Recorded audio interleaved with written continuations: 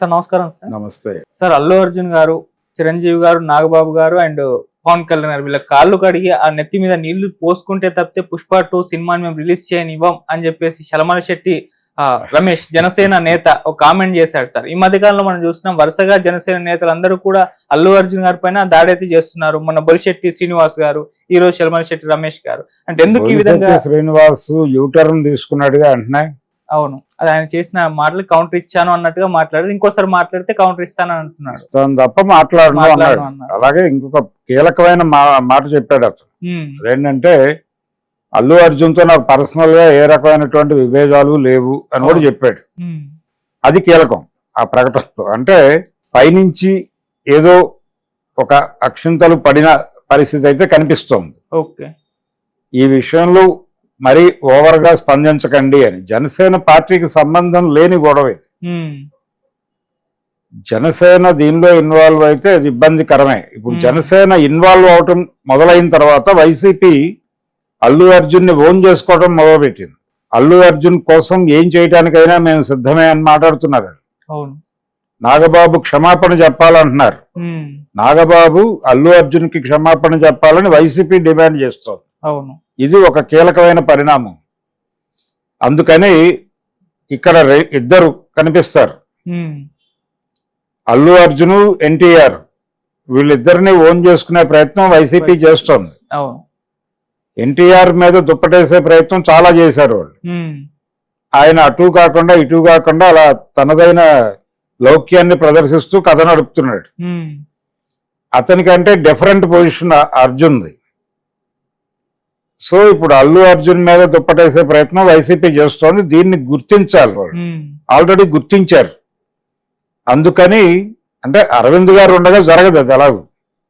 కాకపోతే ఒక జాగ్రత్త, ఒక కేర్ తీసుకునే ప్రయత్నం. ఈ అతి చేయటం అనేది ఇబ్బందికరం. ఇక్కడ చిరంజీవి గారు స్పందించలా ఇప్పటి వరకు. ఆయన చాలా సాధారణ పద్ధతుల్లోనే ప్రవర్తిస్తున్నాడు. అరవింద్ గారు ఎక్కడా మాట్లాడట్లేదు. వాళ్ళ మధ్య ఏదో గ్యాప్స్ ఉన్నాయని అనుకోని అక్కర్లేదు.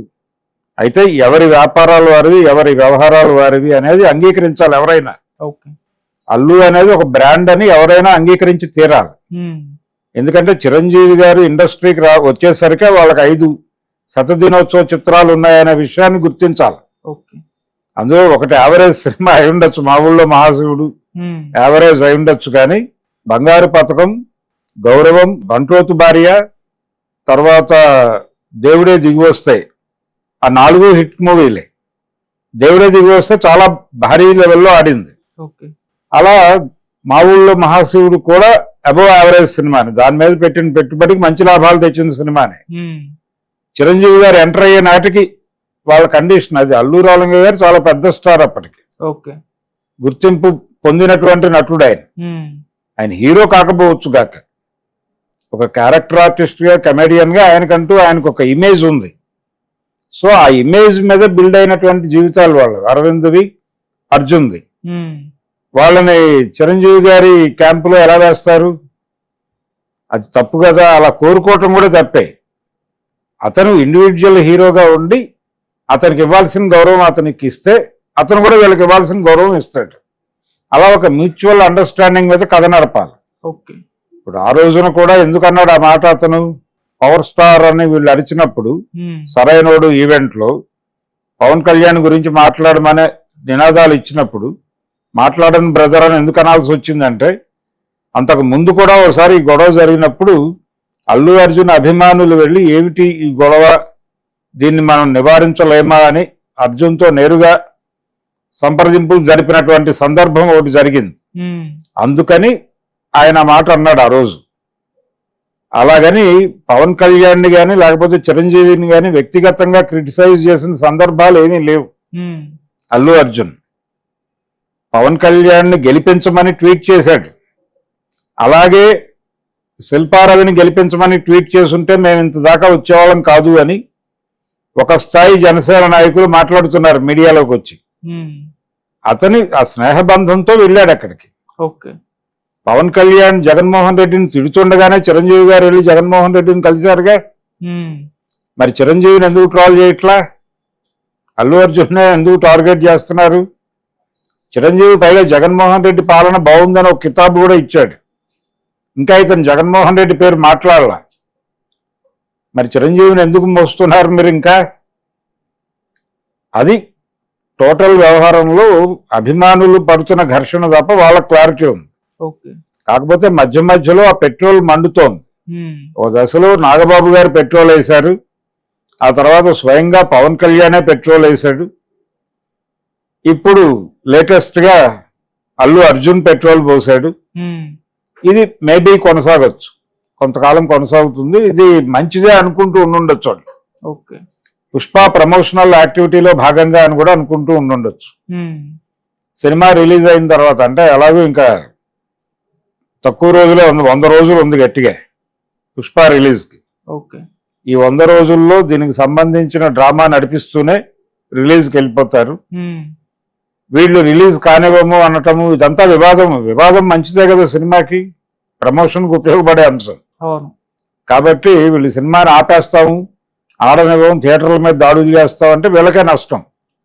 ఆ నష్టాన్ని గుర్తిరిగి ముందే ఆపేస్తుందా జనసేన, లేకపోతే వివాదం కొనసాగినా మంచిదే ఆగిపోయినా మంచిదే అన్నట్టుగా ఉన్నారు వాళ్ళు. ఇప్పుడు టోటల్ గేమ్ అంతా జనసేన దగ్గర ఉంది, మెగా కాంపౌండ్ లో కేంద్రీకృతమై ఉంది. వాళ్ళకేం సంబంధం లేదు, వాళ్ళకి జరిగినా మంచిదే జరగకపోయినా మంచిదే. ఓకే. సో ఇప్పుడు ఎలా వెళ్ళాలి అనేది నిర్ణయించుకోవాల్సింది మెగా కాంపౌండ్. మెగా కాంపౌండ్ లో చిరంజీవి గారు వేలు పెట్టడం, ఆయన లౌక్యంలో ఆయన ఉంటాడు. సో వీళ్ళు ఇప్పుడు ఇమ్మీడియట్ గా తగ్గటం మంచిది, తగ్గి వదిలేసి వాళ్ళేదో వాళ్ళు అనుకోవడం మంచిది.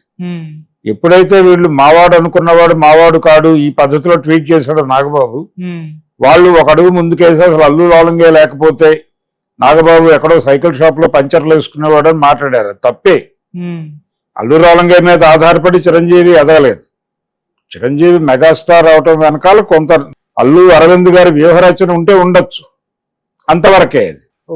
మిగిలిందంతా ఆయన మెగాస్టార్ అవటము, నెంబర్ 1 to 10 ఉండగలగటము అనేది తన కెపాసిటీ మీద జరిగింది.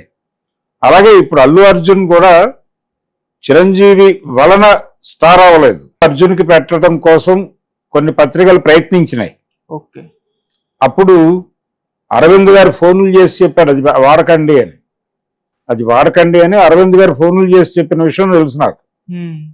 ఎందుకు వాడొద్దు అన్నాడు, త్వరలో రామ్ చరణ్ ప్రవేశం ఉంటుంది, ఇది అక్కడ వాడితే యాప్ట్, ఇతనికి పెట్టద్దు అని చెప్పాడు ఆయన. అందుకని ఈ లెవెల్ జాగ్రత్తలు వాళ్ళు మొదటి నుంచి తీసుకుంటున్నారు. ఇప్పుడు కూడా ఆ జాగ్రత్తలు తీసుకోగలిగితే వీళ్ళకే మంచిది, తీసుకోకుండా దూకుడుగా వ్యవహరించినా వాళ్ళకే మంచిది. అది. సో మెగా కుటుంబం లేకపోతే మెగా అభిమానులు వాళ్ళే బదనాం అవుతారు ఈ ఎపిసోడ్లో. అల్లు ఫ్యామిలీకి కానీ అల్లు అర్జున్ అభిమానులకు కానీ అల్లు అర్జున్కి పర్సనల్ గా కానీ జరిగే లాస్ అయితే ఏముండదు.